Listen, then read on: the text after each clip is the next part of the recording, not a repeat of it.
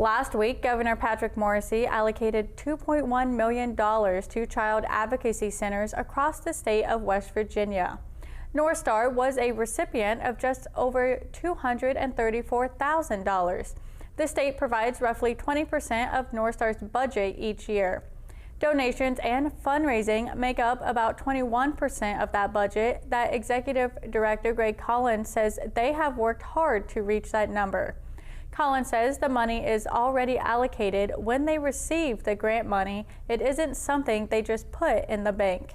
We've improved vastly in that area, and the communities come on board to support us.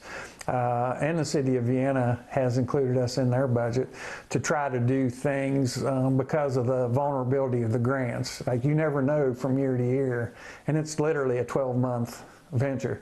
You never know from year to year what you're going to get, or if you're going to get it. North Star received the most money this year from the grant. It is based off how many counties you serve and how many children you see. North Star serves 5 counties and sees nearly 600 kids per year.